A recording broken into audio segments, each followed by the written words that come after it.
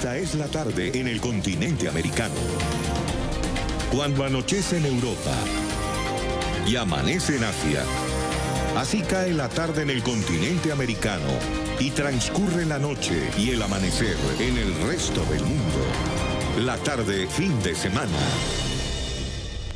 Hola, bienvenidos a la tarde fin de semana de NTN 24 en este 28 de marzo del año 2020. En nombre de Carlos Eduardo Sánchez, director de este espacio del equipo periodístico de producción que hace posible este programa, les doy la bienvenida. 2 horas vamos a tener para revisar lo que está aconteciendo alrededor del mundo. Vamos a analizar cada uno de los temas con nuestros invitados. Nos vamos a entretener un tanto en medio de la atención por la pandemia del coronavirus. Vamos a comenzar.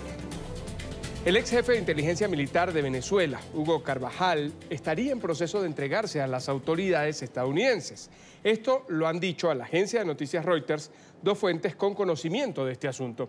Alias El Pollo, así le llaman, forma parte de la estructura que esta semana presentó el Departamento de Justicia de los Estados Unidos, a la que acusa de narcotráfico y de terrorismo. Esto luego de una investigación que inició hace 10 años. El paradero de Hugo Carvajal Barrios, general retirado, aliado, por cierto, del fallecido líder político venezolano, expresidente Hugo Chávez, en España se desconoce desde el momento en el que un tribunal, en noviembre del 2019, aprobó su extradición a los Estados Unidos.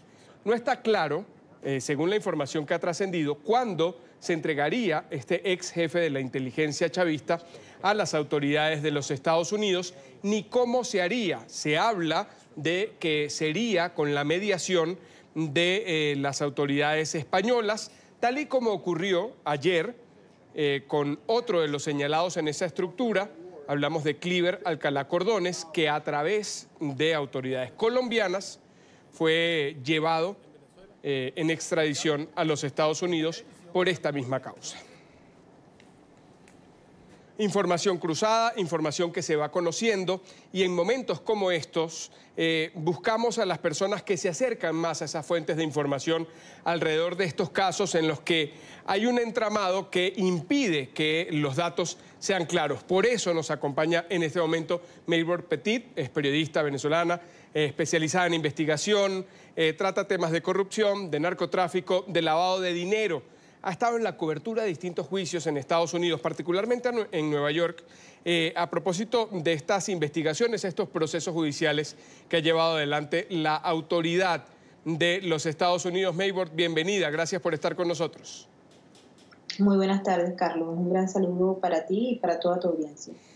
Pues, empezar preguntándote qué dicen las fuentes de Maybor Petit alrededor del caso de Hugo Carvajal. Se creía en noviembre del año pasado, finalizando el 2019, que este hombre iba a llegar a Estados Unidos. Incluso se hablaba de que prendería ese ventilador de acusaciones en torno, alrededor del régimen de Venezuela, pero no se dio. El hombre, después de llegar a la Audiencia Nacional Española, luego de que se autorizó que fuera extraditado, se desapareció. Simplemente no se supo más de él.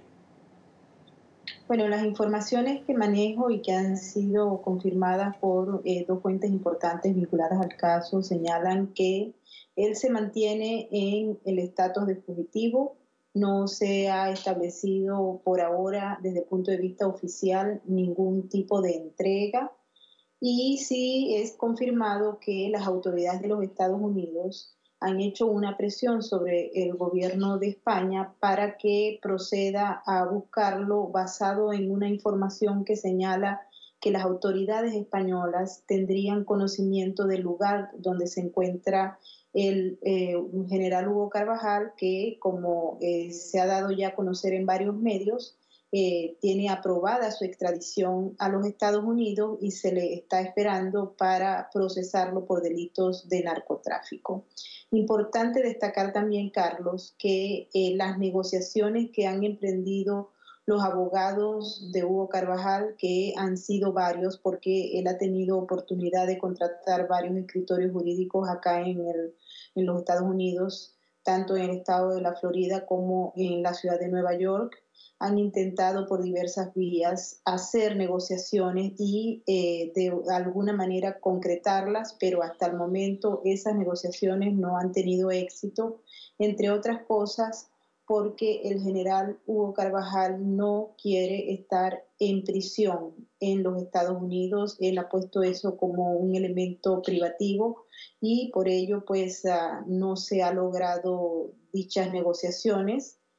Acá las leyes son muy claras. Cuando las personas se entregan a la justicia, hay un proceso a seguir y son los fiscales, a través de una serie de evaluaciones sobre la información que el acusado vaya a suministrar, etcétera, los que le permiten lograr algunos beneficios, pero siempre el asunto de mantenerse en prisión durante ese proceso es mandatorio, es obligatorio y hasta el momento, pues como te digo, algunas fuentes que he consultado sobre esto me han dicho que ese es el punto de tranca en particular con el general Carvajal. Eso quiere decir que él estaría buscando a través de sus abogados, que igualmente sabe que va a ir a la cárcel, que va a estar detenido en los Estados Unidos, pero ¿cuál es la figura y cuáles son esos beneficios que puede tener, aún estando detenido, si entrega información sobre el fin último del Departamento de Justicia de los Estados Unidos, que lo escuchábamos en voz de William Barr esta semana, que es llegar a la cabeza de esta estructura criminal que ya tiene precio, es de $15 millones y es Nicolás Maduro? Sí, ciertamente. Los beneficios que obtiene una persona cuando se entrega a las autoridades y procede a llegar a un acuerdo de negociación que le obliga, entre otras cosas, a testificar en los juicios de las personas que están coacusadas en la conspiración en la cual, en el caso de Hugo Carvajal está, y que la cabeza principal es Nicolás Maduro. Él tiene que entregar información privilegiada sobre la conspiración y el beneficio se le dará posterior a todos los elementos que sean presentados, que los fiscales tengan oportunidad de verificar dicha información y que él vaya a justificar todos estos elementos frente a un jurado en un juicio que se le dé si alguna de las personas acusadas en estos momentos y con estatus de fugitivo logra entrar en la cadena de custodia de las autoridades de los Estados Unidos y finalmente está en un juicio. Uno de los elementos que hay que entender en los casos de narcotráfico en los Estados Unidos es que una buena parte de los acusados se declara culpable y decide colaborar con el gobierno, porque las sentencias en estos tipos de delitos son muy severas y por lo general van entre 20, 30, 40 años hasta cadena perpetua. Son pocos. En las últimas estadísticas se señalan que el 3% solamente de los acusados de delitos de narcotráfico en los Estados Unidos decide ir a juicio y las condenas que han recibido son bastante severas. Una de ellas la podemos recordar con Joaquín El Chapo Guzmán, por ejemplo, que logró a través del juicio y de la negación de su responsabilidad una cadena perpetua que en estos momentos está pagando en una de las cárceles de mayor seguridad en los Estados Unidos. Hay personas que se han dedicado única y exclusivamente a suministrar información a las autoridades y servir como testigo en la medida en que el gobierno de los Estados Unidos lo requiera, y con ello pues logran condenas menos severas y en algunas oportunidades unos beneficios bastante sustanciales, pero todo esto dentro del proceso establecido y el cual incluye permanecer en la cárcel por un tiempo perentorio. Tú citas Maybord, y debemos recordarlo, Maybord Petit siguió una a una las audiencias en el caso del Chapo Guzmán desde el momento en el que inició hasta que se dictó la sentencia. Allí hubo también unos casos como estos. Hablamos de una estructura. En ese caso estaba el Chapo Guzmán y había alrededor varios nombres pesados en el narcotráfico de Norteamérica, y hablamos de México hacia los Estados Unidos, y terminaron, diríamos casi todos, diciendo lo que había hecho el Chapo, acusando al Chapo Guzmán, y es algo similar lo que podría pasar en este caso, al menos con dos hasta ahora, con Hugo Carvajal, que aún no se ha entregado, pero está en eso, y Cliver Alcalá, que lo hizo ayer. Sí, bueno, esa es la idea. No sabemos si el general Hugo Carvajal va a llegar a los Estados Unidos y particularmente acá a la ciudad de Nueva York. Eso está en un proceso que todavía no concluye. Me han dicho que las negociaciones son bastante engorrosas, por lo que te digo que él no quiere ir a prisión en los Estados Unidos. Pero en el caso del general Cliver Alcalá, esa es la figura que se puede prever en el futuro inmediato. Él en estos momentos está preso acá en la ciudad de Nueva York, está siguiendo los procedimientos que tiene el Departamento de Prisiones y está bajo la custodia, obviamente, y con el monitoreo de los agentes de la DEA que lo entregaron ayer justamente a las autoridades de prisiones. Y se va a seguir, ya su abogado está haciendo todo lo relativo al manejo de todo lo que corresponde al proceso de negociación con los fiscales, que a veces es complejo. En el caso del general Cliver Alcalá, él está acusado de 4 delitos graves que lo pueden conllevar a una pena de cadena perpetua, por lo cual él va a tratar a través de sus abogados de manejar de alguna manera cuando se presente el caso ante el juez, que ya te voy a explicar también que hay algunos elementos que obstaculizan ese proceso en estos momentos acá en la ciudad de Nueva York. Pero una vez que a él se le lean los cargos por parte de un juez auxiliar de la Corte del Distrito Sur de Nueva York, se iniciarán todos los procedimientos que están previstos en la ley para que los fiscales y su abogado defensor puedan llegar a un acuerdo que le permita de alguna manera satisfacer sus deseos de colaborar con el gobierno y así también pues mejorar su sentencia que solamente la dicta un juez luego de que la fiscalía emita un documento que al menos le ofrece o le pide al juez que le dé unos beneficios sustanciales. Es un proceso largo, como te digo, por lo general las personas están presas por un periodo determinado, cuando empiezan a hacer toda la presentación de evidencia, la formación del caso, etcétera, y cuando van a los tribunales a testificar contra los miembros de la corporación o de la empresa criminal a la que pertenecen. Esto no dista mucho de ser diferente de un caso a otro y de acuerdo a la importancia que tenga la información que esa persona vaya a suministrar, en esa misma medida pues se le otorgarán los beneficios relativos a su sentencia. Yo quiero, Maybor, que escuchemos el mensaje que hizo público Cliver Alcalá Cordones ayer antes de ser trasladado a los Estados Unidos cuando aún estaba en territorio colombiano. No me queda claro si es en Barranquilla o en Bogotá, porque en la costa caribe colombiana es donde él estaba. Allí declaró primero pues diciendo que estaba presto a entregarse a las autoridades y que temía por su vida. Escuchemos, de esta forma se despide de su familia y hay unos elementos allí que quiero rescatar para que sigamos conversando. Vamos a escuchar. Familia, me despido por un tiempo.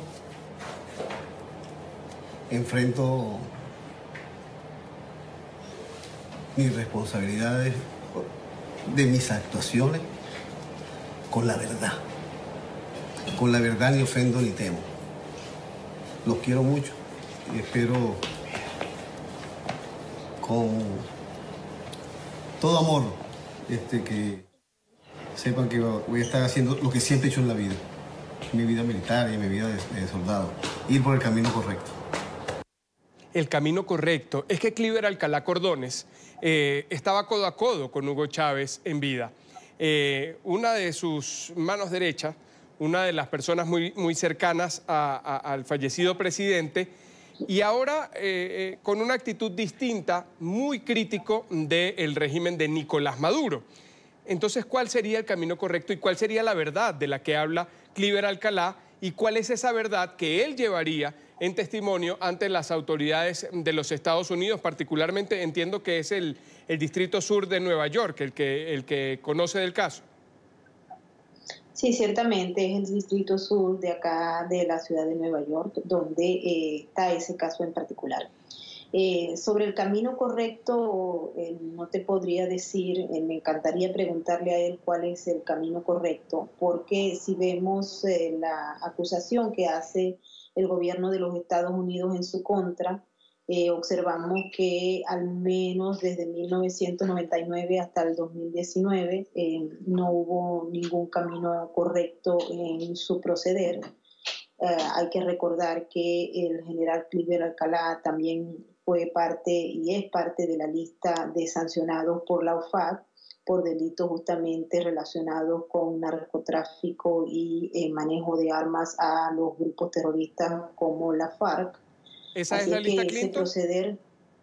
Esa es la lista Clinton, él está allí sancionado desde el 2011. Sí. Hay que recordar que la lista Clinton, la lista OFAC, es una acción del Departamento del Tesoro de los Estados Unidos y son acciones administrativas, no criminales, lo que quiere decir que desde el 2011 él está señalado por el Departamento del Tesoro por delitos de narcotráfico y es ahora en el 2020 cuando se le acusa directamente de formar parte ya desde el punto de vista criminal en una acusación que tiene una importancia capital, puesto que son varios funcionarios militares y civiles que están siendo señalados de ser miembros del cartel de los soles.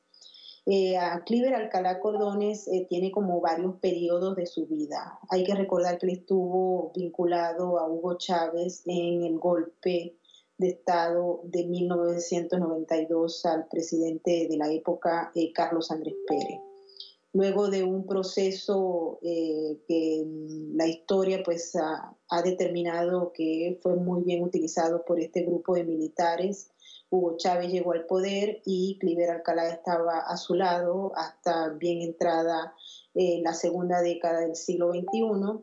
Él estuvo en varios cargos nombrados por el presidente de la época, Hugo Chávez, y posteriormente también estuvo vinculado a Nicolás Maduro.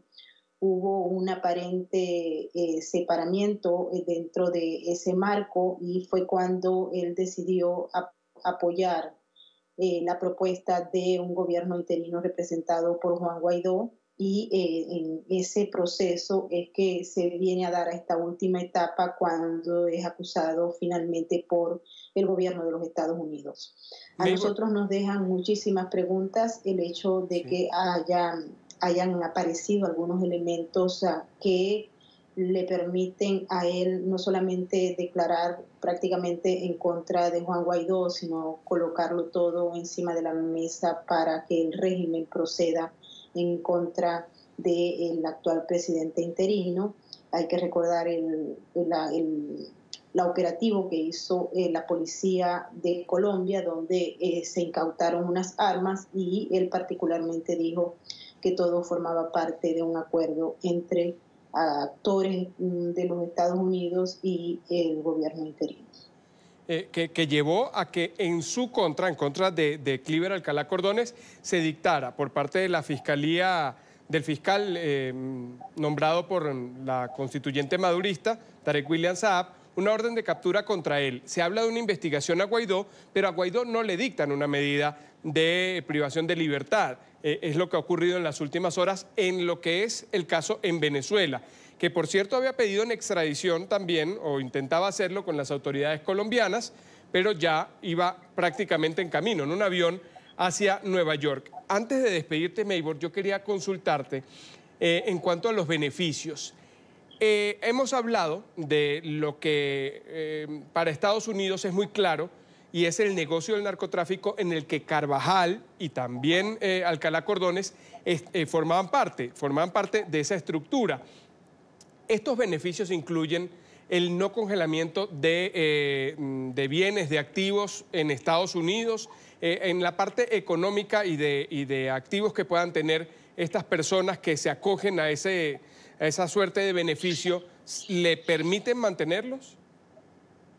No, todo lo contrario. Cuando ellos fueron colocados en la lista OFAC, porque el general Carvajal también está en la lista OFAC, a ellos se les congeló los bienes que habían descubierto en los investigadores del Departamento del Tesoro. Y en esta acusación no tienen derecho, obviamente, ahí en el documento queda claro que cualquier bien que esté sobre ello o sobre sus aliados está congelado por el gobierno de los Estados Unidos, y si fue comprado con dinero de la industria criminal, que es lo que se supone, obviamente no van a ser entregados. Por lo general, el gobierno de los Estados Unidos los confisca por siempre y luego los subasta. Maybor Petit, periodista venezolana, especialista en investigación en casos de corrupción, de narcotráfico, de lavado de dineros, quien sigue estos grandes juicios que se llevan adelante en Estados Unidos, particularmente en Nueva York. Yo creo, Maybor, que va a ser muy constante nuestra conversación porque hay muchos elementos que van a ir surgiendo luego de que esta semana se diera esta conferencia de prensa del Departamento de Justicia de los Estados Unidos. Hay muchos datos de los que queremos conocer, sobre los que queremos ahondar y de seguro nos vamos a encontrar pronto. Gracias. A la orden. Un gran saludo.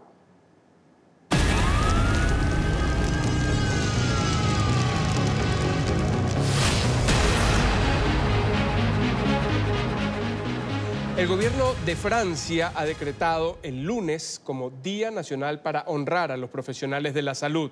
Es un homenaje que se hace en medio de la pandemia, el COVID-19, que se extiende por el mundo.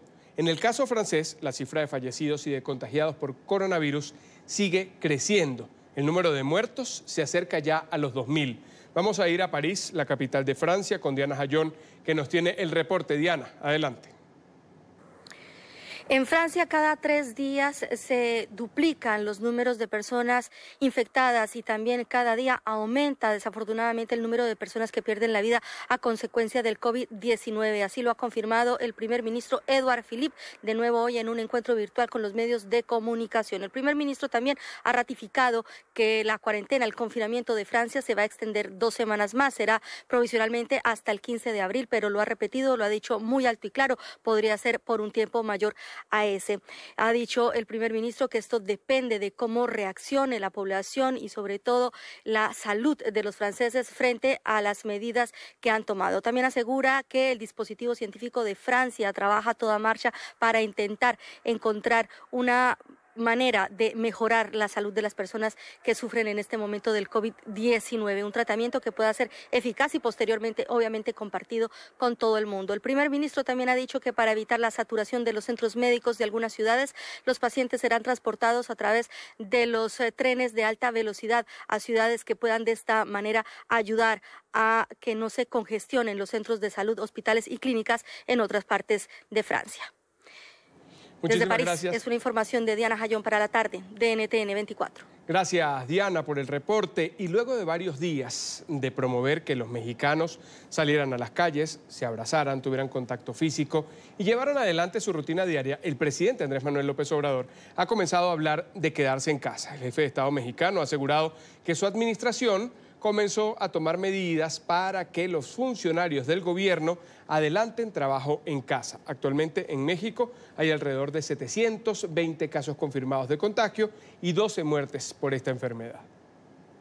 Estar pendientes. En un mensaje publicado en sus redes, el presidente mexicano ha comenzado a cambiar su discurso. Andrés Manuel López Obrador ya habla de medidas para salvaguardar la seguridad de la población. Y tenemos que estar en nuestras casas, tenemos que guardar la sana distancia, pedirles eso, que en la familia busquemos tener, no aislados, sino con cuidado especial a nuestros adultos mayores. Asimismo, que desde el Ejecutivo Federal se está comenzando a promover el trabajo en casa. Ahora lo que queremos es que se retiren todos, que estén en sus casas con sus familias, ayudándonos también a guardar sana distancia. Y es que hasta hace justo una semana, AMLO promovía que la población continuara su rutina pese a la amenaza de la enfermedad. Pero si pueden hacerlo y tienen posibilidad económica, pues sigan llevando a la familia a comer, a los restaurantes, a las fondas, porque eso es fortalecer la economía familiar, la economía popular. Mensajes que fueron condenados desde diferentes sectores de la sociedad mexicana. Alrededor del coronavirus, las cifras siguen aumentando. En Italia, por ejemplo, se han confirmado 889 personas que han perdido la vida, 10.000 en total las víctimas fatales por el coronavirus. En España también sigue creciendo este número, este índice, y preocupa a las autoridades que se dice han tomado decisiones tardías en Italia y en España. En España hay 72.335 casos de personas contagiadas, 5.800 muertos. En Italia, recordamos la cifra, 92.472 los contagiados, 10.023 las personas que han fallecido a causa del COVID-19.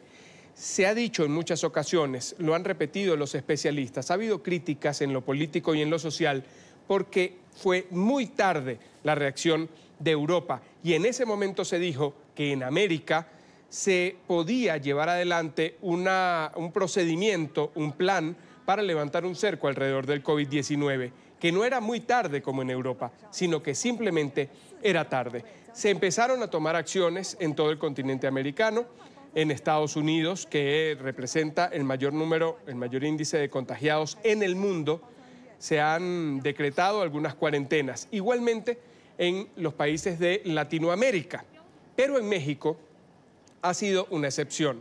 El presidente Andrés Manuel López Obrador ha sido criticado a lo interno y en lo internacional. Incluso la Organización Mundial de la Salud ha tomado como ejemplo la actitud del presidente López Obrador en cuanto a negar la incidencia de esta pandemia. Se le ha calificado de irresponsable porque así, como lo ven en las imágenes, sigue abrazando, sigue teniendo contacto físico con sus seguidores, con su grupo cercano, con las personas que trabajan en su entorno. Lo decía en sus alocuciones matutinas. ¿Por qué no abrazar? ¿Por qué no seguir nuestro camino? No suspendió estas giras de fines de semana que hacía en distintos estados del territorio mexicano, no suspendía su contacto con la gente y lo justificaba en que México tenía el control. Sin embargo, como lo hemos visto en la nota, ha cambiado de actitud, ha tenido un giro en su declaración a propósito de esto y pide que los ciudadanos se queden en casa. Frente a la actitud que tenía en principio el mandatario mexicano, un grupo de expertos, un grupo de especialistas, personalidades, exministros, exsecretarios de salud, han firmado una carta fechada el 27 de marzo en Ciudad de México, la capital, en la que hacen un llamado bastante fuerte al gobierno. Esta carta decía que por la salud de todos debíamos actuar o debemos actuar, hablaba en nombre de México. Estos deben ser tiempos de unidad. Solo juntos, con buena organización y contando con los recursos necesarios, podremos transitar favorablemente por esta situación. Esta es la ocasión de pensar y de actuar en colectivo, dice la carta. Es ahora cuando debemos mostrar nuestra solidaridad con el país. En este trance, cuando debe aflorar lo mejor de todos, de quienes deben dirigir, de quienes deben aportar, de todos los que tenemos que sacrificar parte de nuestra vida cotidiana y de las condiciones en las que vivimos, debemos hacer menos difícil este momento y hacerlo menos difícil para aquellos que siempre han vivido con dificultades que ahora se van a incrementar. Hablan ellos, se refieren estos especialistas, expertos, exfuncionarios de gobierno, a las personas que tienen un acceso restringido al sistema sanitario, al sistema de salud en territorio mexicano. Finaliza esta carta, antes de firmarla por, debo decir, al menos unos 50 especialistas. Dice, aún estamos a tiempo, debemos actuar. Han recomendado al presidente Andrés Manuel López Obrador que haya una estrategia clara para que la población que sospecha que está contagiada de COVID-19 pueda recibir la atención. Así se sumaron a esta carta que ya científicos habían hecho pública la semana pasada, ofreciéndose a colaborar en medio de la contingencia. Una colaboración, una oferta que no había sido aceptada por el gobierno de López Obrador. Dicen que la Secretaría de Salud enfrenta una situación de insuficiencia crónica La califican de crónica a propósito de que no tienen los recursos que ya eran escasos en el país y que la situación se agudiza con la desaparición del Seguro Popular y el pésimo arranque de algunas de las instituciones que fueron creadas por este gobierno, que dicen los expertos no cuentan con una estructura, tampoco con un programa estratégico para definir la cobertura de quienes necesitan, requieren una atención en materia de salud. Todo esto está ocurriendo alrededor de la situación en México, que en principio era demeritada por el presidente Andrés Manuel López Obrador, que decía que no había tal peligro por la pandemia y que ahora ha comenzado a pedirle a las personas que se queden en casa. No hay una orden específica, no hay un decreto de una medida de restricción, pero en definitiva está pidiendo a todos los ciudadanos en territorio mexicano, donde el número se acerca a los 800 afectados o infectados, que se queden en la casa para evitar que se expanda este virus. Este es un tema sobre el que vamos a mantener la atención, a consultar a esos expertos que han firmado esta carta, a los científicos que tuvieron la iniciativa la semana pasada y a aquellos exfuncionarios de gobierno que se han sumado en las últimas horas, con una carta fechada el 27, ayer viernes en territorio mexicano. La atención sobre ese punto. Por ahora vamos a hacer la primera pausa aquí en la tarde. Recuerden seguir nuestras cuentas de Twitter. Van a ir apareciendo en pantalla. Tienen información que se actualiza minuto a minuto. Mi cuenta personal, @CarlosAFigueroa en la red social Twitter. Allí leo con gusto sus comentarios. Al regreso, vamos a hablar también de lo que sucede alrededor de la estrategia del presidente de los Estados Unidos, Donald Trump, para frenar el coronavirus. Su intención de que no se extienda una paralización de la economía y que el comercio retome su rumbo, su senda, para que la afectación en lo económico no sea tan grande. Venimos con esto y más. La cifra de contagiados de COVID-19 en los Estados Unidos ronda los 120,000. Y a propósito de esto, el gobierno federal sigue tomando acciones y decisiones. Se espera que el presidente de los Estados Unidos hoy pueda anunciar una nueva decisión en torno a esta medida de restricción de la movilidad. Y en medio de todo esto, el vicegobernador de Texas se convirtió en protagonista. Varios titulares de la prensa internacional lo tenían allí. ¿Por qué? Porque sugirió que los adultos mayores, las personas mayores de 65 años, arriesguen su vida para salvar la economía.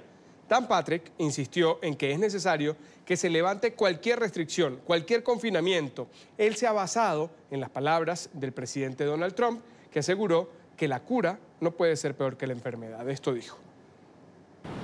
Sacrificar la vida de los adultos mayores para salvar la economía del país. Esa fue la estrategia propuesta por el vicegobernador de Texas, Dan Patrick, para hacer frente al COVID-19. A mí nadie me ha preguntado si como ciudadano mayor estoy dispuesto a jugarme mi supervivencia a cambio de mantener a los Estados Unidos tal y como es para nuestros hijos y nuestros nietos, porque mi respuesta es que sí, que estoy dispuesto. Para el político republicano que cumplirá 70 años de edad la próxima semana, el plan de respuesta sanitario es claro.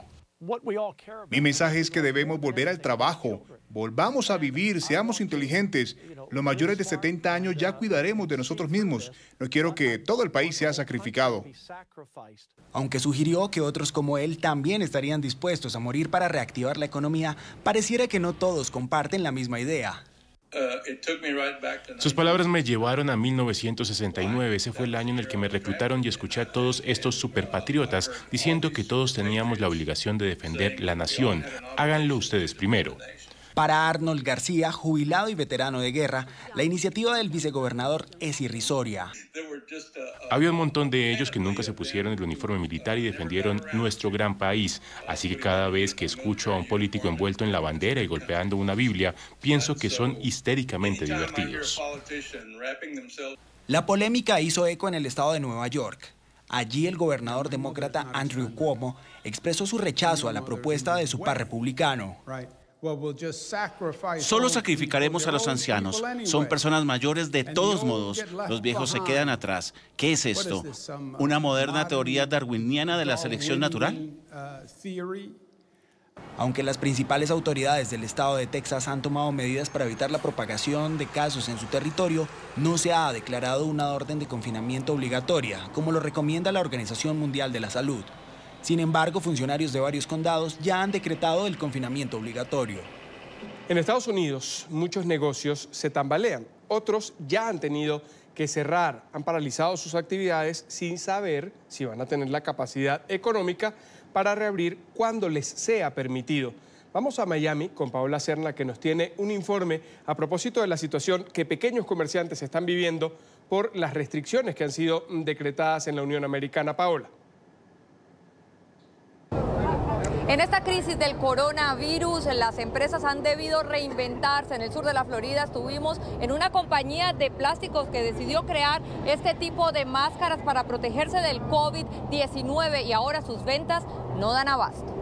Developed from my son. We were virtually had no business and about shutting our doors, and he developed the face shield and challenged our employees to make a better face shield. And one of the employees made a great shield that we thought would work.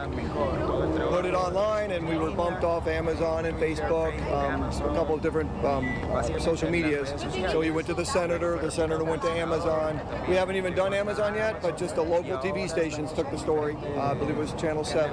And from that moment forward, we have hired people back. We've hired more people back.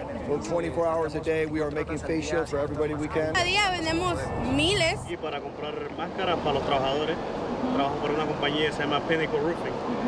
Entonces estoy tratando de asegurar a todos los trabajadores en el field para que anden sus máscaras.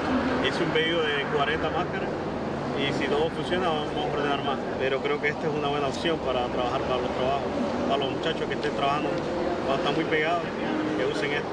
Y todavía tenemos órdenes en la oficina.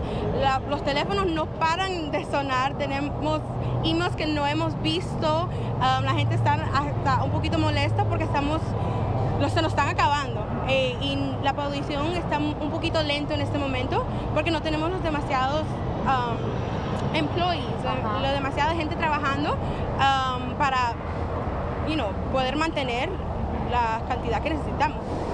En este momento, la principal preocupación del propietario que nos comentaba es tener que devolver a las personas, sobre todo a las personas mayores que se han acercado a esta compañía para tratar de adquirir una de estas máscaras. Nos dicen que van a continuar operando 24 horas al día, todos los días, y que también están contratando incluso personal de otras compañías dedicadas a actividades similares que se han quedado en este momento desempleadas. La información desde Miami, Paola Serna, NTN 24. Gracias, Paola. En esta parte del programa nos acompaña Francisco Acosta, analista de entornos económicos, director de Acosta Analytics. Señor Acosta, gracias por estar con nosotros. Bienvenido. Gracias a ustedes. Buenas tardes. Hemos comenzado esta parte del programa y lo veíamos desde dos perspectivas. La macro, lo que está sucediendo en Estados Unidos, las acciones y decisiones del presidente Donald Trump. Y esto en lo particular es uno de los casos que ha presentado nuestra periodista en Miami a propósito de lo que pasa dentro de las empresas con las restricciones, con las decisiones que se han tomado desde el gobierno federal y que les terminan afectando por el COVID-19. Yo quisiera que empezáramos por lo macro. El presidente ha dicho que se debe priorizar la economía y que la situación sanitaria no se debe extender. Yo quiero consultarle si la situación económica es tan crítica a este momento como para una determinación como esta, cuando quedan en medio vidas humanas a propósito de una pandemia. Bienvenido. Claro. Bueno, primero el presidente anunció la posibilidad de cortar las limitaciones al tránsito y al comercio en abril, específicamente el 12 de abril. Pero no lo dijo como una decisión tomada, es una posibilidad, es lo que él espera. A la información que hemos recibido los analistas es que eso hasta ahora no es probable. Esto es un virus que no tiene un patrón de dispersión claro, por lo tanto hasta ahora lo que han decidido los expertos sanitarios es tratar de mantener un lockdown lo más severo posible. El gobierno federal le ha dejado estas decisiones a las ciudades y a los estados, quienes han ido paulatinamente cerrando espacios, invitando a la gente a su casa. California está en lockdown, Florida tiene varios condados y varias ciudades que están invitando a quedarse en su casa. Hay ciudades en el condado de Dade que ya tienen prácticamente un lockdown semi-obligatorio. Esto es progresivo. Yo creo que liberar las medidas no está en el tapete realmente. Cuando hablamos de estos anuncios del presidente, quizás entonces nos estamos acercando más a lo político y a esa actitud constante del presidente Donald Trump de decir o de decretar algo que para él es simplemente su norte, es decir, que no afecta tanto en lo económico, sino es parte de ese verbo constante del mandatario. Pero fíjense, evidentemente Occidente, Estados Unidos, Europa, Colombia, países democráticos, tienen una debilidad en el ataque a este virus, porque confinar a las personas a su casa, limitar las libertades de movimiento es muy delicado y puede tener una repercusión política en el momento de unas elecciones, por eso tanto titubeo. Ahora bien, definitivamente la economía se fundamenta en el homus economicus, es decir, en el hombre. Si el hombre no tiene la capacidad de activarse, producir y distribuir, por más que se quiera decretar una apertura de la economía, es absolutamente fantasioso. Entonces, desde el punto de vista estrictamente práctico, yo creo que vamos corriendo paulatinamente a un cese de las actividades de tránsito y de movimiento en gran parte del país o en las ciudades más importantes. Y yo creo que una vez se focalice y se pueda controlar la dispersión del virus, ahí se puede empezar a hablar de cuándo van a liberarse dichas medidas. Ahora bien, como usted mencionó, la macroeconomía, ya vemos en los mercados de capitales, ya vemos en New York, caídas que han sido históricamente grandes. Por ejemplo, la del viernes pasado de 13 puntos, es la primera vez en la historia del mercado norteamericano que Nueva York cae tanto en un solo día. Eso significa que los analistas no tenemos información que nos señale dónde está la luz al final del túnel. ¿Por qué? Porque esto es una crisis económica que se creó dentro de la estructura de producción y distribución, como han sido las crisis anteriores, por ejemplo la del 2008, que fue una crisis enfocada en una debilidad de la banca. No, aquí el problema es un problema sanitario, y mientras los expertos sanitarios no le digan al mundo empresarial dónde está el camino claro para salir de esto, la macroeconomía va a seguir tambaleándose y evidentemente vamos a ver los mercados de Nueva York moviéndose en forma absolutamente volátil. Le doy un dato, el indicador de volatilidad nos señala más o menos cuál es la estabilidad o no del mercado, está sobre 60. Y le digo que cuando nosotros los analistas vemos el indicador en 30, es decir, en la mitad de lo que está ahora, entendemos que estamos en un mercado absolutamente volátil, peligroso y tendiente a cualquier cosa menos a dar ganancia, ¿no? Es difícil, es difícil en lo sanitario y quisiéramos todos, de hecho, no solo los inversores, no solo quienes analizan lo económico, sino cada uno de nosotros que tiene la ansiedad en un nivel bastante alto a propósito de no saber qué es lo que va a pasar. Alguien que tenía sus vacaciones planeadas, alguien que no esperaba tener a los niños en casa para poder y tener que ver las clases a través de la internet y convertirse en una suerte de maestro. Es decir, son muchos los sectores que están en esa situación, en esta expectativa, porque desde lo sanitario, partiendo de lo que es este virus en la molécula como tal, no sabemos exactamente qué es. Pero ahora, usted mencionaba algo que es el alivio y es el aporte que se puede hacer. Se aprobó ayer, ya completamente lo firmó el presidente Trump, una partida de emergencia, un alivio de $2 billones, el mayor capital de recursos que puede tener algún Estado en el mundo para hacer frente a esta situación. ¿Eso no tranquiliza al mercado interno? Bueno, para serle sincero, para un analista serio, esto es llover sobre mojado, esto es una gota de agua en una piscina.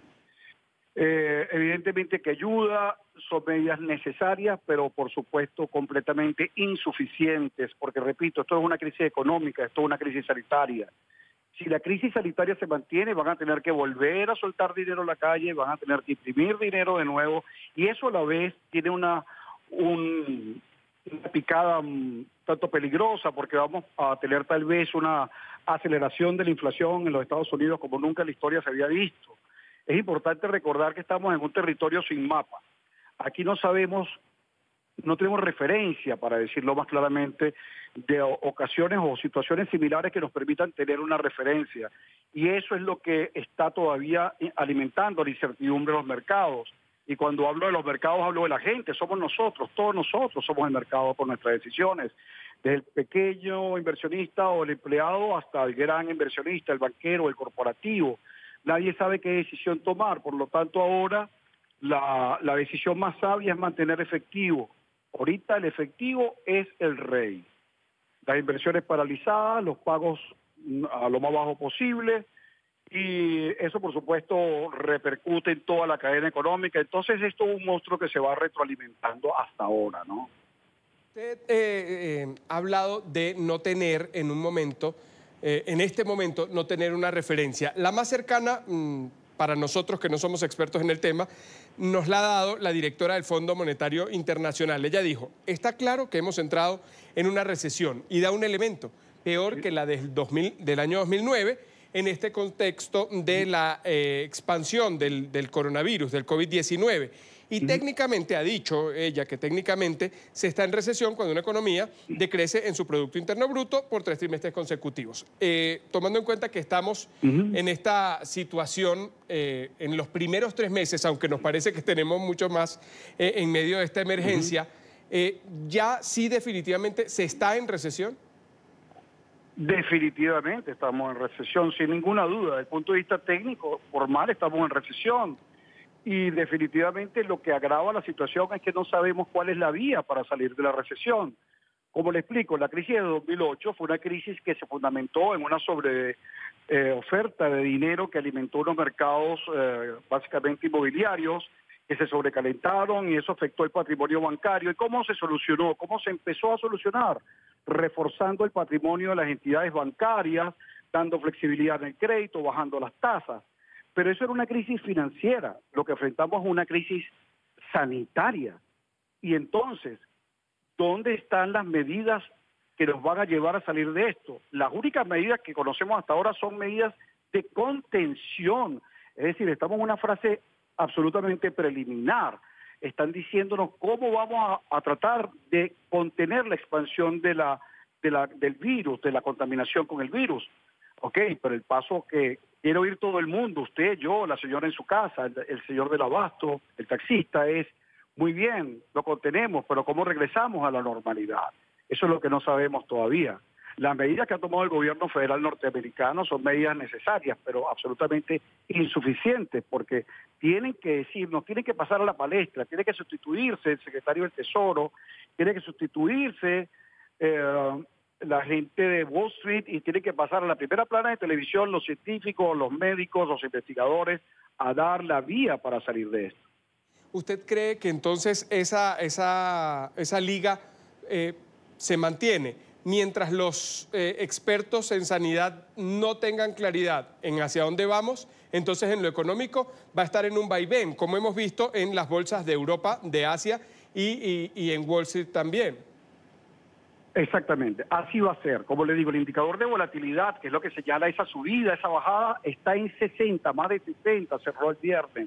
Como le digo, un número altísimo es 30. Estamos más que duplicando el número máximo de volatilidad de los mercados norteamericanos. Es decir, es como si usted fuera un soldado y le diga, mire, usted va a una guerra, vamos a darle un fusil y le van a disparar de todos lados, pero realmente no sabemos quién es el amigo y quién es el enemigo.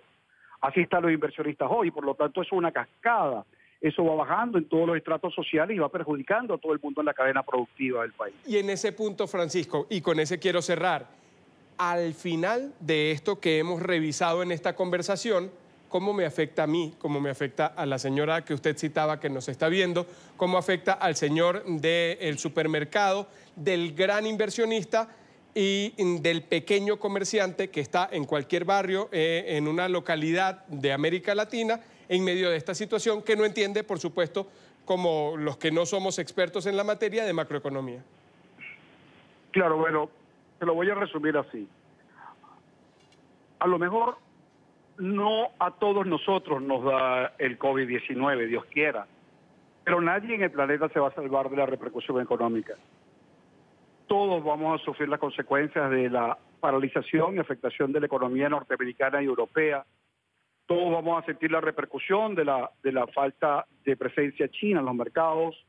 Es decir, estamos al comienzo de una crisis sanitaria que tiene una afección sobre la economía de trascendencia histórica sin referencia previa.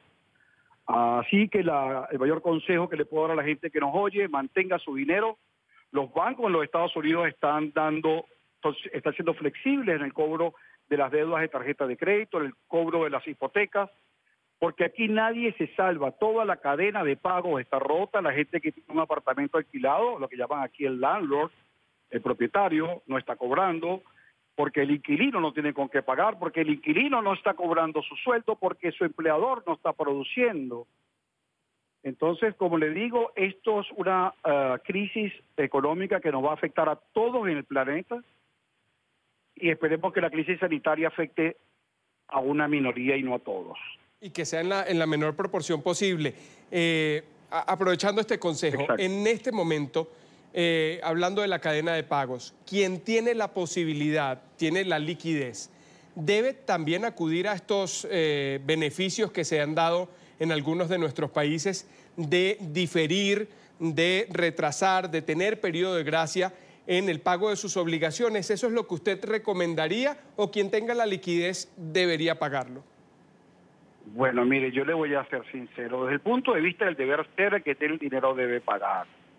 Pero desde el punto de vista del asesor que soy, a la gente que me oye, usted sabe ahora cuándo sale un dólar, cuándo sale un peso, pero no cuándo entra. Usted tiene que ser muy discreto y muy cauteloso y moderado en la utilización de sus fondos líquidos. Sea honesto, sea consecuente con su moral y su educación, pero proteja su liquidez. Agradecerle a Francisco Acosta, analista de entornos económicos, director de Acosta Analytics, por haber estado con nosotros, por la explicación de lo que está ocurriendo y por los consejos al final. Ya cada quien tomará su decisión, Francisco. Así es. Muchísimas gracias a ustedes por darme la oportunidad y confiemos en Dios en que la solución a esta crisis se consiga pronto. Amén y hasta la próxima. Tiempo de una nueva pausa. Aquí en la tarde, al volver, hablamos de Venezuela, de esa restricción en general que hay de la movilidad en el país y a propósito de esto, un elemento, la restricción en la venta de la gasolina. Ha causado a la mañana de este sábado 28 de marzo largas, interminables colas en filas de carros en las estaciones de servicio en Caracas y otras ciudades del país. ¿Por qué? ¿Por qué hay tanta demanda? ¿Por qué hay poca oferta? Todo está relacionado con el COVID-19, todo está relacionado con esas medidas para la contención. Vamos a hablar de esto a la vuelta, ya venimos.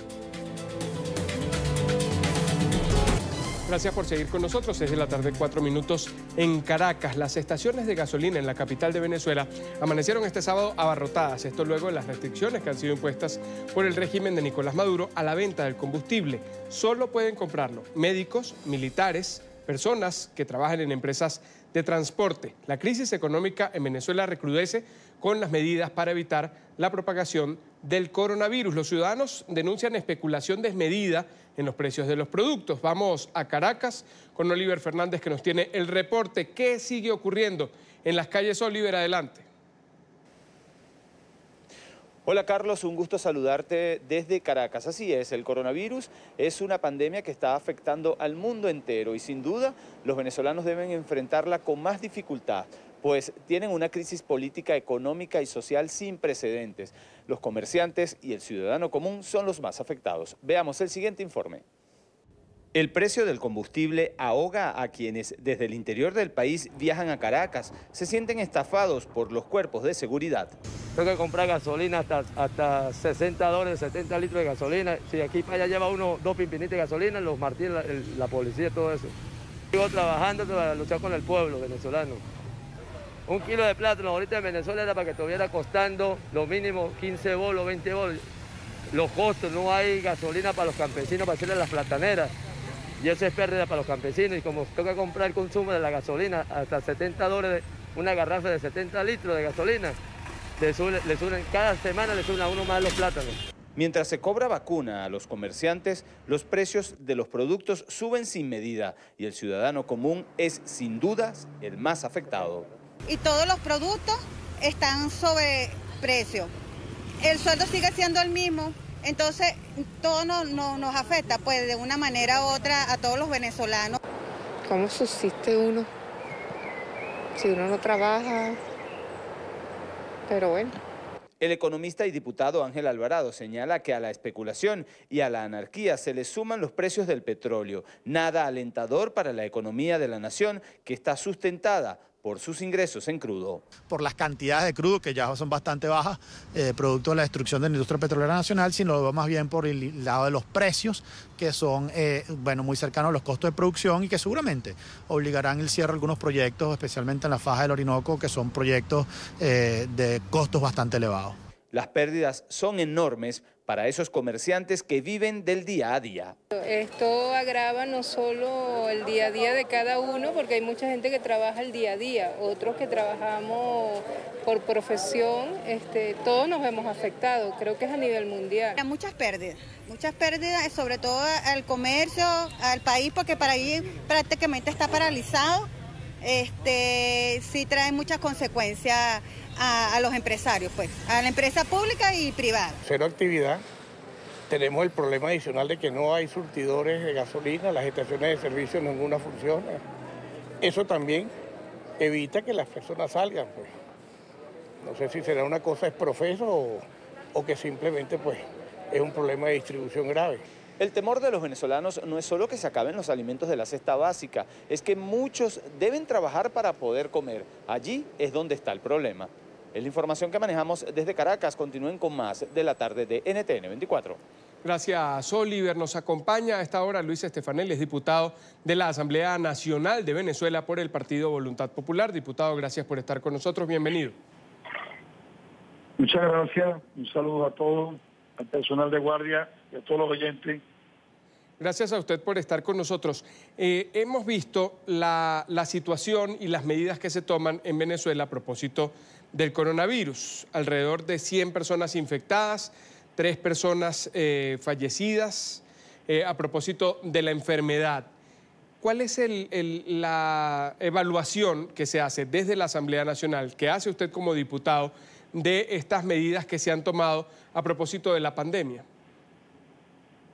Bueno, en primer lugar debo señalar que es importante que se sepa que me encuentro en el exilio por medida tomada en contra mío, en contra de mi persona en mes de diciembre, cuando se me llenó la inmunidad y se me declaró en flagrancia.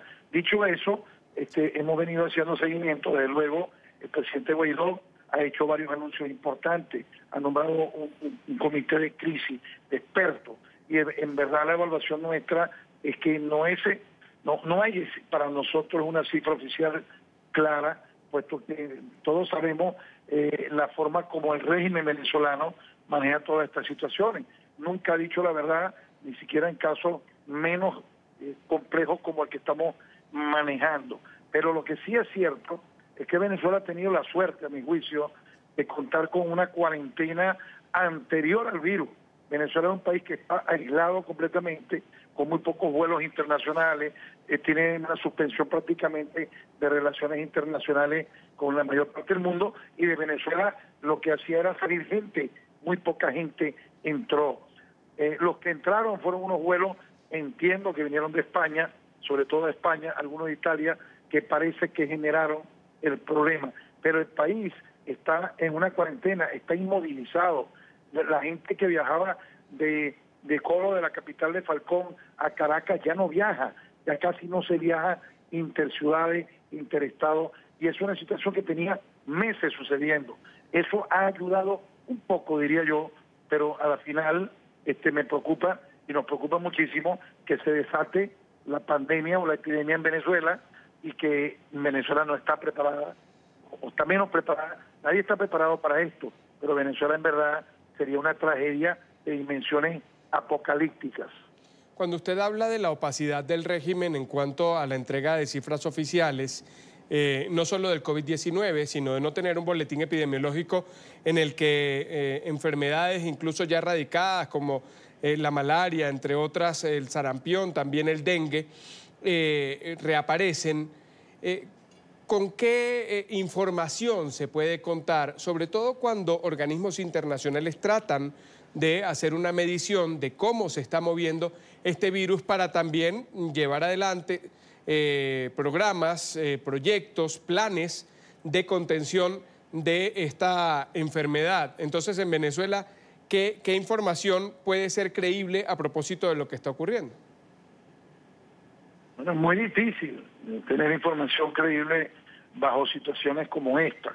Yo te repito que el presidente Guaidó ha puesto al frente una comisión que evalúa y que atando cabos y con métodos, y yo digo, digamos, de experiencia particular de los profesionales que la integran, hacen proyecciones y bueno, y llamando a colegas en los estados, digamos, de manera extraoficial, porque es imposible. Venezuela es un país de opacidad. En Venezuela no se sabe cuánto es la inflación, porque el Banco Central tiene varios años que no emite ningún boletín porque no les conviene el régimen que se sepa. En Venezuela no se sabe cuántos mueren de dengue, de malaria, no se sabe, porque el régimen opera en un régimen dictatorial. Estamos bajo una dictadura y la dictadura jamás permite que noticias de esa naturaleza las perjudiquen. Cuando vemos esta demanda de gasolina en Venezuela, que tampoco es una situación nueva, no es algo que no haya sucedido antes a propósito de la poca oferta en cuanto a el combustible para los vehículos, ¿a qué responde? ¿Por qué en medio de esta medida que se toma de cuarentena se impide la venta de la gasolina en un país petrolero además? Bueno, es una cosa, digamos, asombrosa, que Venezuela es un mal ejemplo para el mundo. Venezuela tiene un parque instalado de refinación de 1.300.000 barriles diarios. Es una cifra, digamos, descomunal. Y era una cifra que funcionaba hace 20 años y le daba una capacidad al país de exportar hasta 600.000 barriles diarios de productos refinados. Sí, diputado. Hoy en día, Venezuela... pero frente a esa realidad, ¿en qué contribuiría el frenar la venta de combustible a la contención del virus? ¿O qué otra idea hay detrás de esa medida? No, detrás de esa medida es que el régimen no tiene gasolina. Ellos estaban trayendo gasolina de la India, de Reliance y de Najara, y después de las últimas sanciones dejaron, como decimos en Venezuela coloquialmente, cesaba actividad en Venezuela, no cesan las actividades de los rusos, el Rosneft, que se quiere salir del paquete porque le teme a las sanciones y están poniendo al frente de esas actividades otra filial rusa del gobierno ruso, traspasándole, queriendo con esto ocultar el sol con un dedo. Igualito va a pasar, igual va a suceder el mismo problema, porque Venezuela, teniendo todo, como lo tuvo, producción, transporte, refinación y comercialización, hoy en día en ninguna de esas etapas están garantizados los procesos, puesto que hay un abandono, un deterioro total de todo el sistema. Entonces dependemos de la importación. Venezuela, a pesar de que su consumo hoy en día no es ni la tercera parte de lo que fue hace 20 años, hoy en día está en 200.000 barriles máximo al día, creo que menos, bueno, no hay capacidad para suplirlo, y el régimen se ha valido de esto para lograr sobrevivir, digamos, 1, 2, 3, 4 semanas más, con el cuento de que ahí no es desabastecimiento, sino es racionamiento por el coronavirus o control del coronavirus. No es totalmente falso. Venezuela no tiene gasolina en este momento. Aprovechar la coyuntura podría ser entonces, a la luz de estos argumentos que usted nos está presentando. Hay otros elementos en la política alrededor de Venezuela que esta semana han tenido relevancia por lo que se ha dicho desde Estados Unidos. Ha presentado el Departamento de Justicia de los Estados Unidos una acusación de un entramado criminal, de una estructura que protege al terrorismo en Venezuela y que además se dedica al narcotráfico. Decía el fiscal general de los Estados Unidos esta estructura quiere inundar los Estados Unidos de drogas ilícitas. Una de esas personas que aparece allí, además de quienes actualmente conforman el régimen, es Cliver Alcalá Cordones, acusado precisamente en medio de esta presentación que ha hecho el Departamento de Justicia esta semana, que junto a Nicolás Maduro se presenta como esa estructura. Él se ha entregado ayer en territorio colombiano a agentes de la Dirección Nacional de Inteligencia para que mediaran finalmente su entrega ante la DEA. Las autoridades de Estados Unidos estaban ofreciendo por él una recompensa de $10 millones, 5 millones menos que la recompensa por Nicolás Maduro. Este proceso, ¿cómo podría avanzar contra Cliver Alcalá Cordones, ex hombre fuerte de Hugo Chávez, que llegó ya a la ciudad de Nueva York? Eso se lo preguntamos a Laura Sepúlveda, es periodista de nuestra cadena aliada La Voz de América. Lo invito, diputado, a que escuchemos el reporte y luego seguimos conversando. Laura, adelante. El ex general Cliver Alcalá ya se encontraría en territorio estadounidense, según ha dado a conocer la agencia de noticias Reuters, y que precisamente se da como consecuencia de esta oferta de dinero que hizo el gobierno de los Estados Unidos para que él y otras personas del gobierno en disputa de Nicolás Maduro se presentaran ante las autoridades estadounidenses por delitos de los que se le acusa. En su caso específico son 4 relacionados con narcotráfico, terrorismo y uso de armas de poder destructivo. Estos delitos serían la razón para que él sea presentado en los próximos días ante la Corte Federal del Distrito Sur en Manhattan. Por el momento, las autoridades no han confirmado cuándo sería esta audiencia, no aparece en el registro de las Cortes, por eso pues se está esperando un poco esta información, teniendo en cuenta que el sistema judicial en este momento está avanzando de forma lenta, puesto que Nueva York es el epicentro de la pandemia del coronavirus. Cabe recordar también que el hecho de que él se hubiera entregado en Barranquilla, posteriormente fuera enviado a Bogotá, allí fuera puesto en contacto con la agencia de antidrogas de los Estados Unidos, DEA, que lo trajo hasta los Estados Unidos y aterrizó en el aeropuerto de White Plains este viernes. Eso haría que él se convirtiera en un testigo cooperante. ¿Cuál sería la incidencia de eso y la importancia de la decisión? Pues que él eventualmente podría recibir beneficios y tendría la posibilidad de negociar con el gobierno estadounidense frente a cuál sería la pena que podría llegar a enfrentar. Un proceso judicial que tiene mucho por venir, una noticia que todavía está en desarrollo. Desde la ciudad de Nueva York, soy Laura Sepúlveda de La Voz de América para NTN 24. Gracias, Laura, por ese reporte. Seguimos con el diputado de la Asamblea Nacional de Venezuela, Luis Stefanelli, diputado en el exilio a propósito de la persecución por parte del régimen de Nicolás Maduro. Se presenta este entramado narcoterrorista, así lo ha dicho la justicia de los Estados Unidos, que insiste, no es una información presentada por la Casa Blanca ni por el Departamento de Estado, no es una persecución política, se trata de perseguir a delincuentes, a criminales, y es así, cargos criminales le han presentado en contra de estas 14 personas que pudimos ver en ese organigrama, en esa estructura que se presentó en esa conferencia de prensa. Incluso se ha dicho, no se le ha comunicado, no conoce información de parte del Departamento de Justicia el gobierno interino de Juan Guaidó, porque esto no es una causa política. Sin embargo, en Venezuela, ¿cómo se recibe que lo que se ha denunciado por tanto tiempo tenga ya un desarrollo amplio luego de 10 años de investigación en la Unión Americana? Bueno, evidentemente es un hecho sumamente importante, pero además es una cosa muy seria, ¿no? Los Estados Unidos de Norteamérica es un país muy estructurado y muy institucional. El hecho de que la Fiscalía, fíjense ustedes que tienen años diciendo, advirtiendo, señalando, porque el Departamento de Estado ya señaló a Tarek El-Alzami, tiene inclusive precio su cabeza desde el año pasado, hace ya más de 6 meses que lo declararon al capo de la droga.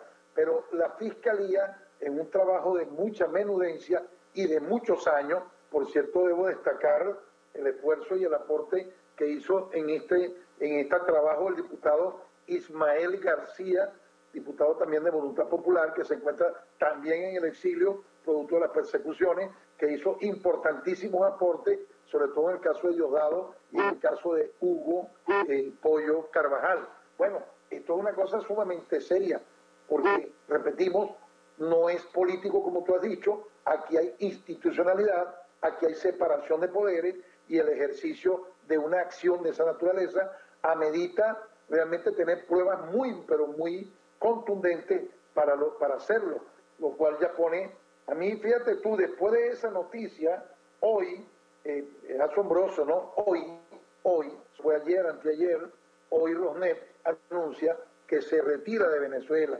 Sí, señor, se queda una mampara que van a dejar ahí, una empresa filial con los negocios, pero ellos no quieren verse involucrados en semejante, digamos, problemón que viene con esto. Esto va a acarrear consecuencias muy graves a Maduro y el combo de delincuentes que lo acompañan. Quiero agradecerle a Luis Stefanelli, diputado de la Asamblea Nacional de Venezuela, dirigente del Partido Voluntad Popular, por haber estado con nosotros. Dos aspectos hemos analizado en esta parte del programa, a propósito de las medidas por el coronavirus y también las reacciones políticas a esta presentación de un cartel narcoterrorista, como han denominado el régimen de Nicolás Maduro. Tenga buena tarde. Buenas tardes, muchas gracias, saludos a todos. Gracias. Hasta la próxima. Y antes de cerrar este bloque, los negocios de los venezolanos en territorio de los Estados Unidos comienzan a sentir el impacto del coronavirus. Algunos incluso han reducido sus horas de trabajo, han disminuido el número de horas que sus empleados trabajan y ya han comenzado, por tanto, a reportar pérdidas que rondan el 50%. El siguiente es un informe de nuestra cadena aliada La Voz de América.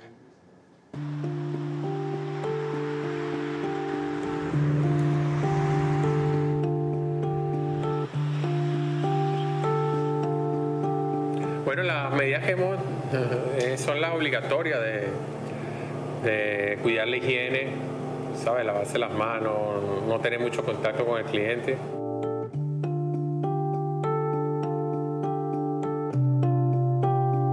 No he tenido la gente que siempre espero todos los días. Me ha bajado más de un 50% de ventas. Los empleados que tienen 5 días ya trabajan 2 días. Ya les tengo dicho que si no mejora esta semana, ya la próxima semana no sabremos si cerraremos o continuaré yo solo, no sé qué medida iré a tomar. No solamente con los delivery, creo, no sobrevive. Ahora mismo estoy abriendo de miércoles a sábado, de 11:30 a 8. Vamos a ver qué pasa, eventualmente no abriré los miércoles, eventualmente abriré los fines de semana, nada más, no sé. Como todo lo que yo hago aquí es al día, al momento, tú sabes, la comida es bien fresca y entonces ya voy tratando de hacerme para no tirarla, pues. Pero por lo menos ayer hice un pedido y me dijeron que tienen 2 semanas de demora. Fíjate que no, generalmente tú hacías un pedido y ya la semana siguiente lo tenías aquí. Pero con todo lo que ha pasado, las compras impulsivas, la desesperación de la gente, tú sabes, la locura que hay en la calle. Entonces, esto ha hecho que ya las entregas se demoren 2 semanas, probablemente 3 semanas.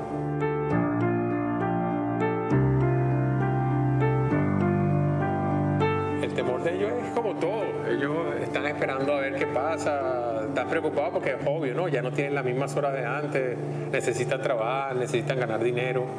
Principalmente porque yo tengo mi bebé y tengo que pagar quien me lo cuide. Es dinero extra que tengo que ver de dónde lo saco. Por lo menos para 1 mes y medio tal vez pienso que tendríamos. Ya más para allá no sé cómo podríamos hacer. Probablemente llegamos a un momento en que todo se cierre. Bueno, desearía que descubrieran la vacuna para que acabara todo, pero probablemente no suceda. No soy un poco optimista con que esto pase bien rápido, mientras que no haya esa responsabilidad de todas las personas, que tengamos esa responsabilidad de no tomarlo a juego, porque me imagino que mucha gente lo estamos tomando en juego, ¿sabes? Esto parece unas vacaciones, un party, no sé, ¿sabes? No tenemos la responsabilidad en realidad de quedarnos en nuestras casas.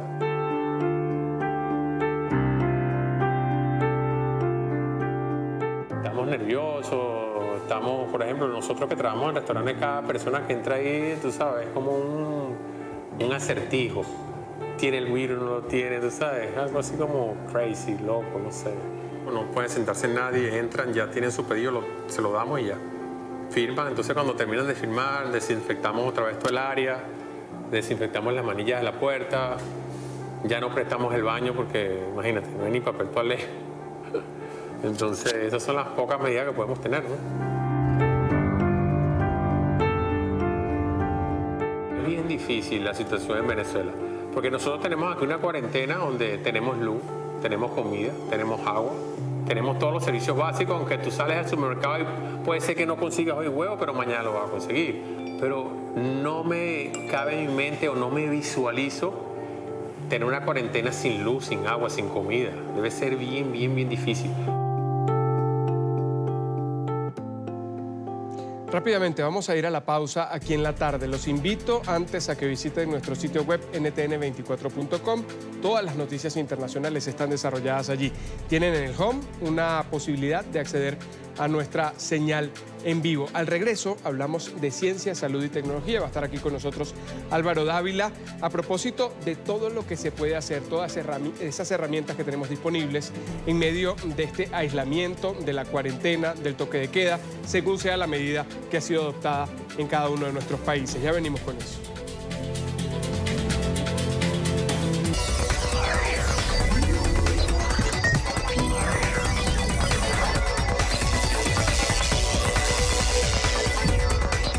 Tecnología en tiempos de pandemia. Son muchas las aplicaciones, las herramientas que se están utilizando en este momento para la información, para la educación y para el entretenimiento de aquellos que tienen que estar en casa y que deben estar en casa como una medida de prevención para que no se siga expandiendo el coronavirus en el mundo. A esta hora, en este momento y según la última cifra, 657.691 personas infectadas en todo el mundo. Estados Unidos sigue siendo casi 120.000 personas infectadas. Por eso se han tomado medidas y ante las medidas se ha utilizado cualquier cantidad de herramientas. Está con nosotros Álvaro Dávila para hablar de algunas de ellas que nos pueden servir para nuestro trabajo, nos pueden servir para ayudar a los niños, a nuestros hijos en temas de educación y también para entretenernos porque los minutos parecen horas en momentos como este.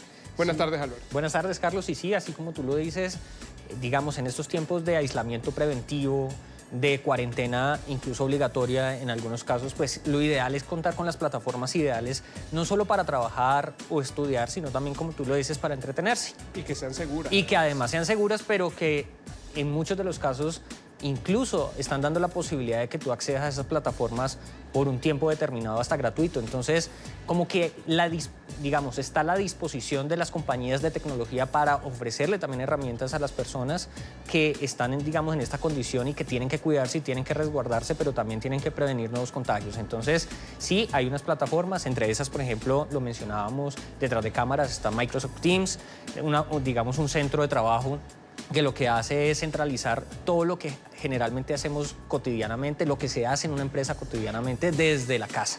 A mí hay uno de los elementos de los que hablamos que me llamaba la atención y tiene que ver con, estamos en casa, estamos trabajando, muchos con nuestros hijos allí, con nuestra familia entera allí, con personas que están haciendo otras actividades mientras nosotros estamos trabajando. Y este tiene algunas características que permite precisamente eso, que si bien trabajamos desde casa, podemos hacerlo con algunas estrategias para minimizar la afectación que eso tiene sobre nuestra atención en el trabajo como tal. Exactamente, pero yo te preparé un informe sobre Microsoft Teams, quiero que lo veamos y seguimos hablando un poco de esa plataforma. Ahí está. Microsoft Teams es una plataforma que le ofrece a las empresas un espacio de trabajo virtual en equipo a través de chats en línea y videoconferencias grupales. Además, facilita el uso compartido de archivos y el trabajo en ellos. En Teams, los usuarios pueden consultar, compartir y editar documentos de Word, presentaciones de PowerPoint y archivos de Excel en tiempo real. Año tras año, la aplicación se ha actualizado para ser más completa y efectiva. Le metimos inteligencia artificial que permite reducir el ruido de fondo para asegurarnos que la gente se enfoque en lo importante y no en lo demás. Pusimos, como te mencionaba, la funcionalidad de levantar la mano para que puedas avisar cuando tienes algo que comentar y si otras personas están hablando. Tenemos la funcionalidad de conectarte con múltiples dispositivos. Tenemos la cámara frontal que te permite que terceros puedan mostrar el trabajo que están haciendo sin ocupar sus manos. Y tenemos también ahorita la funcionalidad de offline que le permite a la gente ir adelantando temas mientras que no tiene internet. Con el teletrabajo posicionándose como la opción más rentable para contrarrestar el reto que supone la era digital y la repentina aparición de una pandemia en el mundo, la herramienta de Microsoft alcanzó los 44 millones de usuarios diarios. Hace 6 meses teníamos unos 22 millones de usuarios. En este momento, como bien mencionas, tenemos 44 millones de usuarios activos. Hemos estado comprando equipos e implementando y desplegando capacidad instalada para soportar la plataforma. A hoy hemos crecido 6 veces la plataforma que teníamos hace 6 meses y el plan es llegar a crecerla 10 veces la plataforma que tenemos instalada hoy. La plataforma permite al usuario mantener conversaciones con 250 y hasta 10.000 personas al tiempo, a través de videollamadas que pueden reemplazar una reunión convencional en las compañías. Mira, Teams tiene 2 modalidades. Tiene reuniones de Teams, que es lo que tienen el servicio estándar, que se pueden conectar hasta 250 personas concurrentes en una llamada, y tiene una modalidad que se llama Teams Live, en la que pueden conectarse hasta 10.000 personas para participar en una reunión. Teams se ha convertido en una herramienta de uso masivo y sin duda alguna se ha ajustado a las nuevas tendencias y necesidades que exige el mercado empresarial. Esta es una de las opciones, hay muchas más, porque la demanda evidentemente a propósito de estar en casa confinados por el coronavirus lleva a que necesitemos una mayor oferta en cuanto a estas plataformas. ¿En cuánto se ha incrementado, si hay algún promedio, alguna medición de esta demanda en cuanto a este tipo de aplicaciones y cuáles otras hay? Pues mira, en Microsoft Teams, por ejemplo, se pasó de 22 millones de usuarios activos cotidianamente, o sea, sin la problemática o la crisis que estamos viviendo, a casi 44 millones de usuarios diarios activos. ¿Eso qué hizo? Que obviamente Microsoft ampliara sus servidores y que sacara, digamos, unas actualizaciones para que la plataforma se estabilizara. Una de esas... Para que no se quedara colgada. Claro, para que no se colgara. Una de esas actualizaciones es, por ejemplo, que bajaron la capacidad de ancho de banda para que cuando la persona se conecte o se conecten varias, pues lo que hace es jalar y jalar red, no sea tan grande ese consumo y permita manejar la plataforma bien. Tú dices varias, pero ellos dicen que tienen la posibilidad de conectar al mismo tiempo a 10.000 personas. O sea, es decir, no es que son varias, no, 10.000 personas al mismo tiempo en una sesión, ¿no? En una sesión. Ahora, pensemos que, o sea, digamos esto... podrías multiplicar 10.000 por 44 millones. Exacto. Ahora, pensemos que, digamos, este es un caso masivo, si estamos hablando, por ejemplo, de un keynote donde están haciendo una presentación gigante, un lanzamiento global, pero en el tradicional tú no tienes más de 400 personas, ya eso es mucho dentro de una presentación. Ya si estás hablando, por ejemplo, de una compañía que tiene sedes en distintos países y quieres tener en cada país 100 personas. Estamos hablando, digamos, en esa circunstancia. Eso es un promedio. Ahora, si nos vamos, por ejemplo, a otras plataformas, ya pasando en la parte de entretenimiento como Netflix, Amazon Prime, YouTube, Twitch, que es en la parte de videojuegos, se han incrementado casi un 50%. Claro, se han incrementado en su flujo, en su tráfico, casi un 50% más de lo que generalmente se hacen. Pero es también por eso, porque son las plataformas que están habilitadas para que tú veas películas, para que te entretengas, para que mientras, digamos, en el caso de una familia que esté con sus hijos y sean pues marido y mujer, pues estén unos trabajando y otros estén entreteniendo y no se les vaya a caer de pronto, digamos, la banda y la capacidad también de entretenerse. Ahora, en esa parte, por ejemplo, de ancho de banda, que era lo que estábamos hablando anteriormente, es muy importante también tener en cuenta que si vamos a utilizar esas plataformas, pues esas plataformas igual consumen mucho ancho de banda porque son de video generalmente. Entonces hay que tener cuidado de no tener todos los dispositivos activos, que unos estén viendo, por ejemplo, en su televisor una serie, pero entonces que desconecten los demás sus teléfonos, porque entre más dispositivos tengas, más ancho de banda vas a consumir y también va a depender mucho de la velocidad que tú tengas o que hayas contratado con tu operador. Entonces, pero no solo eso en es lo particular, importante, porque los mismos operadores en los distintos países, según fuere, tienen ahora, en este momento, una demanda mayor. Entonces, no es solamente que uno en casa, con su red Wi-Fi, tenga el celular de mamá, papá, las tabletas de los hijos y el teléfono quizás de la abuela, más el televisor que tiene Netflix, sino que todos en el edificio lo tienen, todos en el barrio lo tienen, todos en la ciudad lo tienen y el país está casi todo conectado también. Incluso mira que en Europa, y también se dice que en América Latina lo van a hacer, en Europa ya tomaron unas medidas y le pidieron a las empresas de tecnología que manejan ese tipo de plataformas, y es que reduzcan un poco la capacidad y calidad del video para de esta forma bajar ese ancho de banda que se consume. Eso es, digamos, una ayuda que hacen las compañías de tecnología. Tú pierdes un poquito de calidad, pero de una u otra forma estás ganando también porque pues, no vas a perder el entretenimiento.